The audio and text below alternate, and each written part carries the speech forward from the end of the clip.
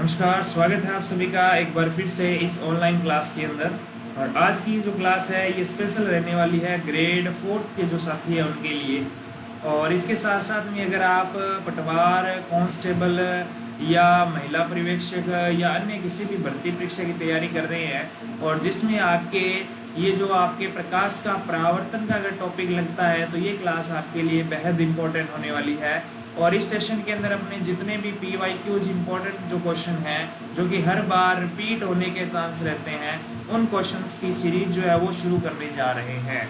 तो आज की वीडियो जो है ये आपके सिलेक्शन वाली क्लास है। इसके अंदर से आपके अगर परावर्तन का टॉपिक है तो इसमें से आपका 1 से 2 क्वेश्चन जरूर मिलेंगे, यानी एक क्वेश्चन ही या एक टॉपिक से आता है तो एक क्वेश्चन जरूर मिलेगा। अगर इस टॉपिक से 2 क्वेश्चन आए तो दोनों इसी क्लास से आपको मिलने वाले हैं। तो क्लास में लास्ट तक जरूर बने रहें। क्लास आपको कैसी लगी ये आप लास्ट में जाते टाइम आप कमेंट बॉक्स के अंदर अपनी जो विचार है वो लिख के जाएंगे, साझा करके जाएंगे। आप जरूर फीडबैक देके जाएं जिससे हमारा हौसला जो है वो और बुलंद होता है और हम आपके लिए ज़्यादा से ज़्यादा मेहनत करते हैं और ज़्यादा से ज़्यादा क्लास लाने की कोशिश करते हैं।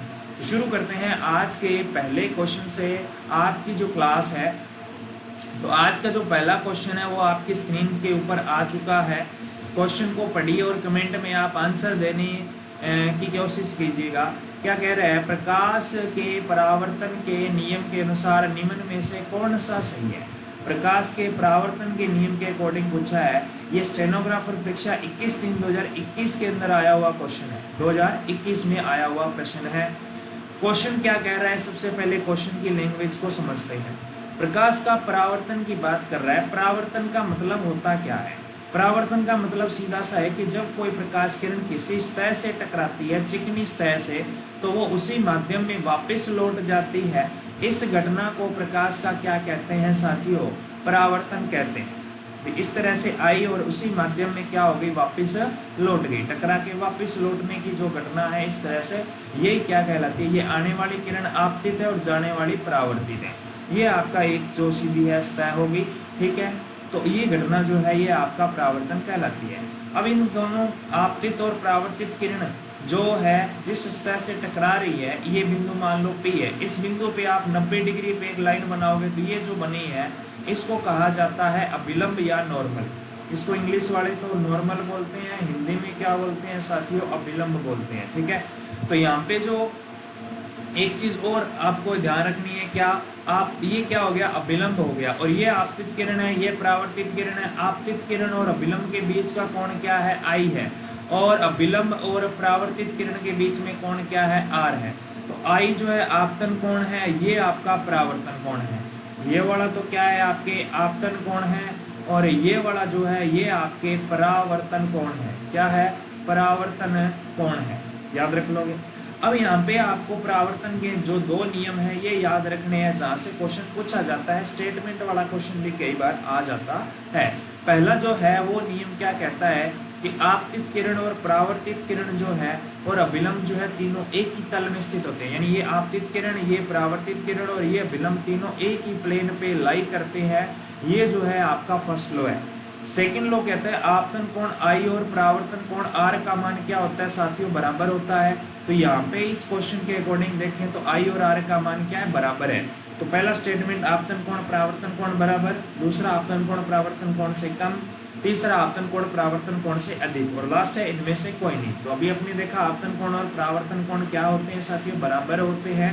तो इसका जो आंसर होगा वो ऑप्शन नंबर A करेक्ट हो जाएगा, यानी पहला जो ऑप्शन है वो आपका बिल्कुल सही है। तो ये बात आपको समझ में आ गई होगी। चलते हैं अगले क्वेश्चन की तरफ जो कि आपकी स्क्रीन पे आ चुका है। क्वेश्चन बड़ा अच्छा प्यारा सा क्वेश्चन है। जब प्रकाश एक माध्यम से दूसरे माध्यम में प्रवेश करता है तो प्रकाश किरण के मुड़ने की प्रक्रिया को क्या कहते हैं। कि प्रकाश की जो किरण है एक माध्यम से दूसरे माध्यम में जाती है तो अपने एक्चुअल पाथ में नहीं जाती, वो अपने पथ से भटक जाती है, या तो अभिलंब, यानी कि या तो वो क्या हो जाएगी, अपने पथ से दूर हट जाएगी। दूर हटने में भी क्या होगा, या तो वो इस रास्ते से चली जाएगी P से, या वो Q से जाएगी, मतलब सीधी सीधी नहीं जाएगी, वो मुड़ जाएगी। इस घटना को कहा जाता है, क्या कहा जाता है जी, अपवर्तन कहा जाता है। और अपवर्तन के भी कितने नियम है? 2 नियम है। पहला वही है आपतित किरण, और ये जो मुड़ जाती है ना इसको कहते हैं अपवर्तित किरण। वहां परावर्तन हो रहा था इसलिए परावर्तित किरण है, यहाँ अपवर्तन हो रहा है तो ये अपवर्तित किरण है। तो परावर्तित किरण और अपवर्तित किरण और विलंब जो बनाएंगे 90 डिग्री पे, इसमें भी बनाएंगे, ये तीनों एक ही तल में होते हैं। पहला नियम जो है वो सेम है। पहला नियम क्या है दोस्तों? सेम है। और दूसरा जो नियम है वो है, दूसरा नियम कहता है आपतन कोण जो है उसकी जया, यानी कि साइन आई बटे साइन आर जो है, इस साइन आई बटे साइन आर जो है ये क्या रहता है जी? इसका जो रेशियो है वो क्या रहता है? कांस्टेंट रहता है। कहने का मतलब इसको अगर अपने स्टेटमेंट में बोलना चाहें तो ये कहता है कि आपतन कोण की जया, जया का मतलब क्या होता है दोस्तों? जया का मतलब होता है साइन। क्या होता है? साइन। कोण हो तो कोण के साथ साइन थीटा कोस थीटा पढ़ा होगा आपने ट्रिग्नोमेट्री। तो जया होती है साइन, कोज्या क्या होती है? कोज्या होती है कोस थीटा। कोस को क्या बोलते हैं? कोज्या। साइन को बोलते हैं जया। तो स्टेटमेंट है आपतन कोण, आपतन कोण क्या होता है? आई। आपतन कोण की जया का मतलब आपतन कोण का साइन थीटा, यानी साइन आई और साइन आर जो है इसका जो अनुपात है, ये अनुपात, ये रेशियो है, ये क्या है आपका? रेशियो। ये क्या रहता है? अनुपात जो है वो नियत रहता है, कांस्टेंट रहता है। और ये किसके बराबर होता है? ये अपवर्तनांक के बराबर होता है। किसके बराबर होता है साथियों? अपवर्तनांक के बराबर होता है। ठीक है, ये बात आप याद रख सकते हैं। ठीक है, इसके अलावा और क्या याद रखना है आपने? और क्या याद रखना है इसके अंदर? याद ये रखना है कि ये जो नियम है दूसरा, इसको कहा जाता है स्नेल का नियम। किसका नियम? स्नेल का नियम। कई बार ये स्टेटमेंट वगैरह कोई नहीं पूछेगा आपको, सीधा सीधा बोलेगा स्नेल का नियम और आगे ये सूत्र दिया होगा, तो ये सूत्र जहाँ पे दिख जाए उसको आप क्या बोल दोगे? स्नेल का नियम बोल दोगे। तो ये बात आपके क्लियर हो गई होगी। नेक्स्ट देखिएगा। अच्छा, एक चीज़ और, आपको ये क्लास कैसी लग रही है, आपके लिए बेनिफिशियल लग रही है तो आप अच्छा सा एक फीडबैक कमेंट बॉक्स में ज़रूर देके जाएं, जिससे हमारा जो कॉन्फिडेंस है वो बिल्ड होता है और हम ज़्यादा से ज़्यादा आपके लिए प्रयास करते हैं और आपके लिए नई नई जो क्लास है वो लेके आते हैं। तो अगला क्वेश्चन जो है वो क्या है? प्रकाश का वेग अधिकतम कहाँ होता है? प्रकाश के वेग की अगर मैं बात करूँ तो प्रकाश का वेग डिपेंड करता है माध्यम पर। किस पर डिपेंड करता है दोस्तों? माध्यम पर। माध्यम पर डिपेंड करता है। जो विरल माध्यम होगा, विरल होगा उसके अंदर चाल ज़्यादा होगी, और जो माध्यम सघन होगा उसके अंदर चाल क्या होगी? कम होगी। अब आप बात करें यहाँ पे तो देखो, कांच जो है वो क्या है? ठोस है। कांच क्या है? ठोस है, सॉलिड है। निर्वात जो है वो आपका वायु, निर्वात जहाँ पे वायु भी नहीं होती है वो है। ठीक है, वायु जो है ये आपकी क्या होगी जी? गैस होगी। ठीक है, इसके बाद में पानी क्या हो गया? आपका द्रव हो गया। ठीक है, तो यहाँ पे प्रकाश की चाल का जो कंसेप्ट है, देखो द्रव जो गैस है, गैस से भी विरल होता है क्या? निर्वात। वहाँ पे कुछ भी नहीं होता है। तो प्रकाश का सबसे ज़्यादा जो चाल है वो निर्वात में ही होती है, ऑप्शन बी। लेकिन अगर आपको सीक्वेंस पूछ ले तो आपने ये सीक्वेंस याद रखना है, सबसे ज़्यादा निर्वात में होती है, उससे कम गैस में होती है, और उससे कम आपके द्रव में होती है, और सबसे कम किस में होती है दोस्तों? ठोस में होती है। अब जरूरी नहीं है वो ऐसे ठोस गैस द्रव देगा। जैसे यहाँ कांच दे रखा है तो कांच को आप ठोस की जगह लिख लोगे, पानी दे रखा है उसको द्रव की जगह लिख लोगे, वायु दे रखा है ये गैस की जगह आ जाएगी, और निर्वात अलग से है ही। सबसे कम किस में होती है? ठोस में होती है। अगर यहीं पे ये जैसे आपके प्रकाश का टॉपिक है, वैसे ही अगर एक चाल और पूछी जाती है, वो पूछी जाती है ध्वनि की। ध्वनि की इसके उल्टा होती है। ध्वनि की चाल सबसे ज़्यादा किस में होती है? ठोस में होती है। ध्वनि की बात कर रहा हूँ। ठोस में सबसे ज़्यादा होती है, द्रव में उससे कम होती है, और गैस में सबसे कम होती है। और निर्वात में जो निर्वात में जो ध्वनि है उसकी कोई भी चाल नहीं होती है, ध्वनि ट्रेवल करते ही नहीं है, सुनाई नहीं देगा वहाँ पे। चलिएगा, अगला क्वेश्चन देखो आपकी स्क्रीन पे आ चुका है। क्या है कि आपने अभी पढ़ा परावर्तन का नियम जो है, आपतन कोण और परावर्तन कोण के मान क्या होते हैं? बराबर होते हैं। प्रकाश की एक किरण के लिए सही है। ये LDC 2016 और 2018 दोनों के अंदर रिपीट हुआ क्वेश्चन है, यानी बार बार रिपीट होने वाले क्वेश्चन में लेके आया हूँ। ये केवल समतल के लिए है, ये केवल अवतल सतह के लिए है, केवल उत्तल के लिए। देखिए, जो आपका दर्पण होता है वो आपके प्रकाश के परावर्तन के सिद्धांत पे कार्य करता है, और दर्पण आपके दो भागों में बांटे जाते हैं, क्लासिफाइड किए जाते हैं। एक तो आपका होता है, कौन सा दर्पण है? समतल दर्पण। कौन सा होता है? समतल। एक होता है आपके गोलीय, और गोलीय को भी आगे दो भागों में बांट दिया जाता है। एक तो होता है साथियों अवतल, और एक होता है कौन सा, उत्तल। एक कौन सा होता है, उत्तल होता है, ठीक है ना। एक क्या होता है, अवतल, और एक क्या होता है, उत्तल। तो यहाँ पे जो अवतल, उत्तल और समतल, ये तीनों ही दर्पण है, तीनों में ही प्रकाश के परावर्तन के नियम जो है वो लागू होते हैं। तो इसका आंसर जो होगा उपयुक्त सभी ही होगा, ठीक है। चलिए अगला प्रश्न देखिए, आपकी स्क्रीन पे आ चुका है, कमेंट बॉक्स में इसका आंसर दीजिए, तब तक मैं सॉल्व करवा रहा हूँ। हाँ जी, देखिएगा प्रश्न क्या कह रहा है, यदि आपतित किरण और परावर्तित किरण के मध्य 44 डिग्री का कोण है, तब परावर्तित किरण और परावर्तित सतह पर अभिलंब के मध्य कोण का दोगुना कितना होगा। देखो क्वेश्चन थोड़ा सा पेचीदा बना दिया इसने, आरपीएससी ने एलडीसी का एग्जाम लिया था 2016 में, अब तो अधीनस्थ बोर्ड लेता है। तो इसमें कहा है कि आपके पास में एक तो आपतित किरण बना लो, एक बना लो आप परावर्तित किरण। ये होगी आपतित आने वाली, ये होगी जाने वाली परावर्तित किरण। अब बोल क्या रहा है साथियों, ये बोल रहा है भाई साहब कि आपके यहाँ पे बना दें अपने अभिलंब। ये क्या बना दिया जी, अभिलंब। थोड़ा सा आपके लाइन जो है टेढ़ी लग रही होगी, लेकिन ये ऐसे मान लो ये जो सतह होती है इससे 90 डिग्री पे बनता है अभिलंब, ठीक है। अब आगे देखो ध्यान से, आप इसको समझना, ठीक है, कंसेप्ट जो है अच्छे से समझना पड़ेगा। अब इसमें क्या कह रहा है, ये कलर ये दिखेगा क्या, हाँ जी। अब देखो ये कह रहा है आपतित किरण और परावर्तित किरण के मध्य 44 डिग्री है। ये आपतित और ये परावर्तित, इन दोनों के बीच में पूरा कोण कितना दे रखा है, इसने 44 डिग्री दे रखा है, ठीक है, बिल्कुल दे रखा है। तो अब आप यहाँ से ये बता सकते हो कि आपतन कोण और परावर्तन कोण बराबर है, तो ये आई और आर क्या होते हैं, बराबर होते हैं। और ये टोटल कितना दे रखा है आपको, 44।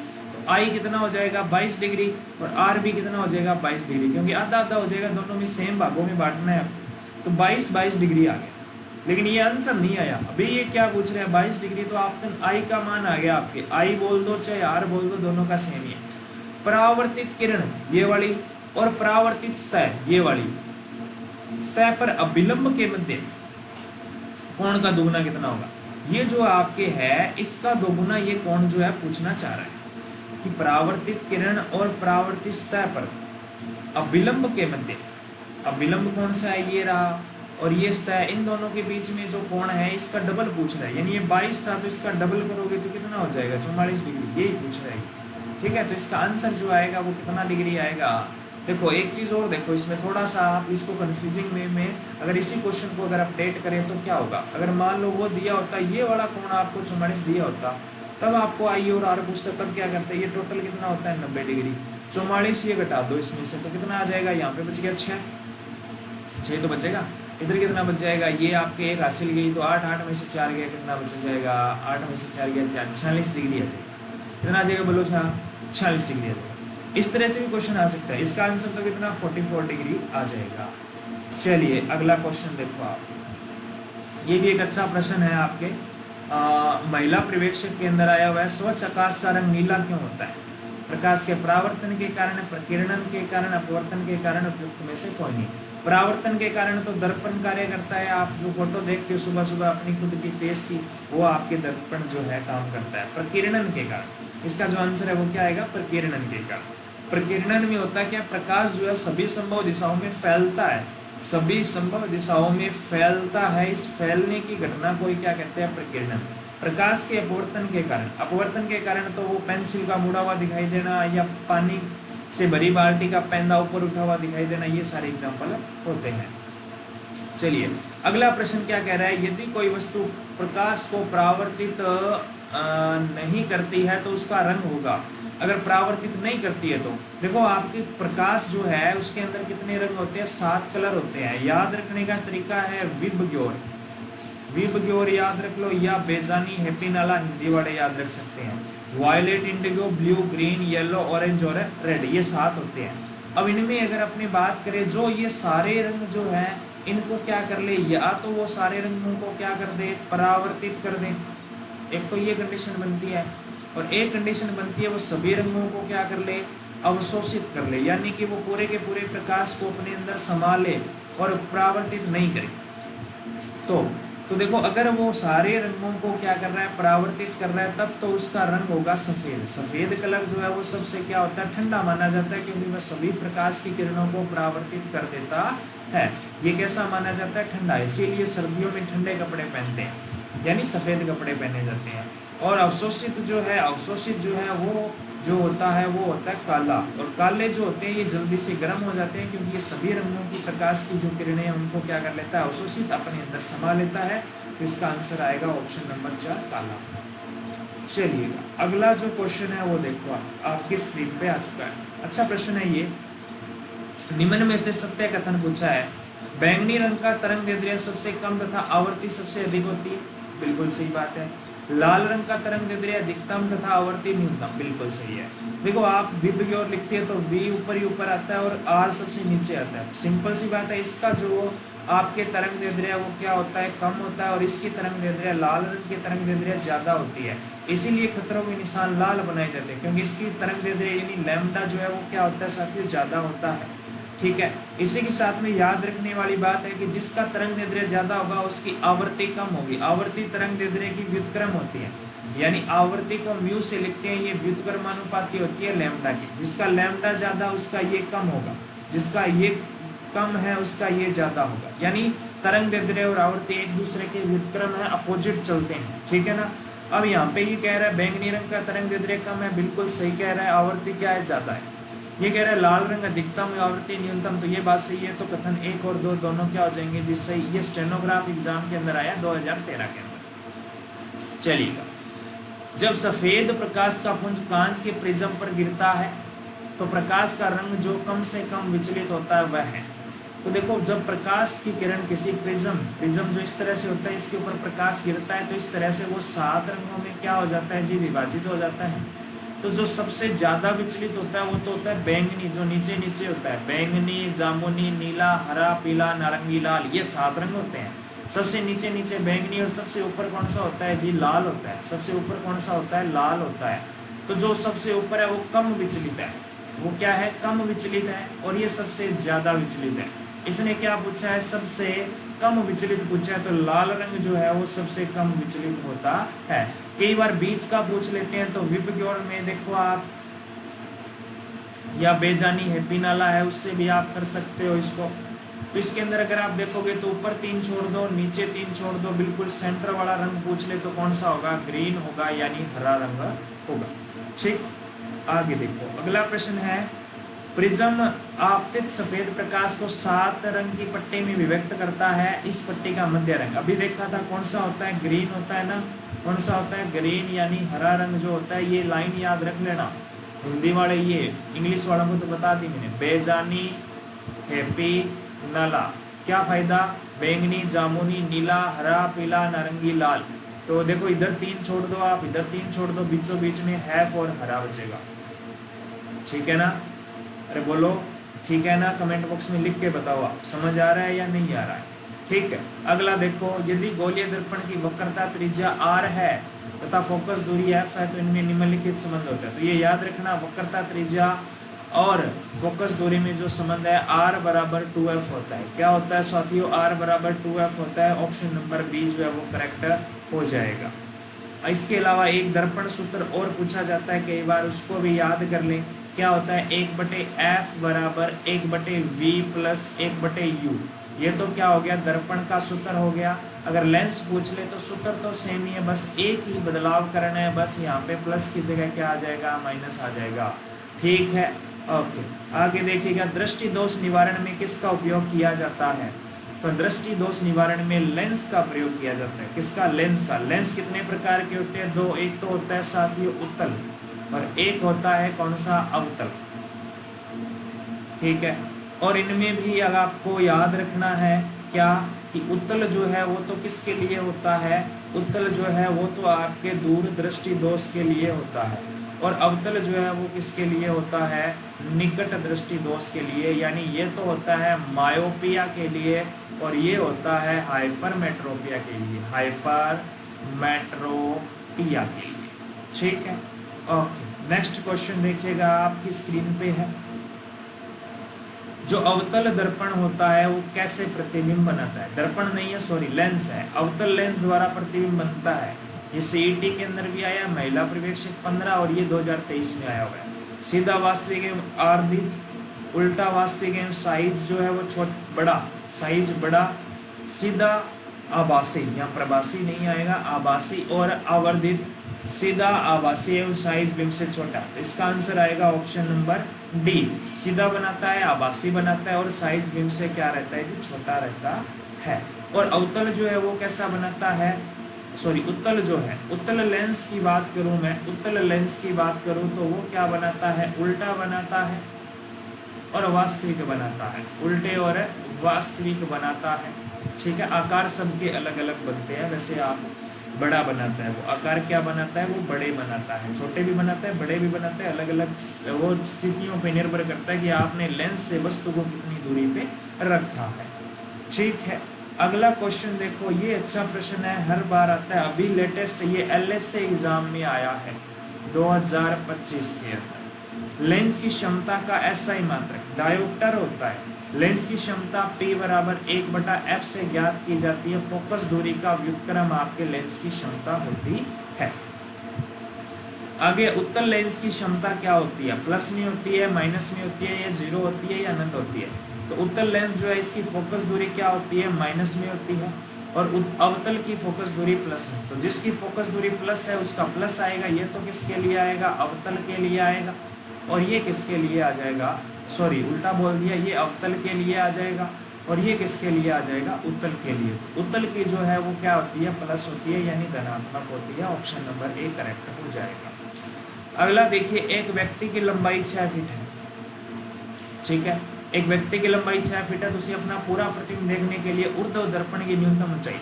तो ये कंसेप्ट याद रखना, समतल दर्पण में अगर आपने अपना पूरा इमेज देखना है तो आपकी अगर हाइट h है तो प्रतिबिंब जो पूरा बनाने के लिए h/2 हाइट का, कम से कम इतनी हाइट का दर्पण होगा, तभी आप अपनी पूरी हाइट का जो प्रतिबिंब है वो देख पाएंगे। तो इसने 6 फीट दिए तो 6/2 करके देख लो कितना आ गया, 3 फीट। तो 3 फीट ऑप्शन नंबर बी। चलिएगा अगला प्रश्न देखो, एक वस्तु जो है 50 डिग्री के कोण पे रखे गए दो समतल दर्पण, एक वस्तु जो है 50 डिग्री के कोण पर रखे दो समतल दर्पणों के मध्य रखी है। यानी एक दर्पण ऐसे है, एक दर्पण आपका ऐसे है, इन दोनों के बीच में 50 डिग्री का कोण है और वस्तु यहाँ पे रखी हुई है। अब ये कह रहा है कितने प्रतिबिंब बनेंगे।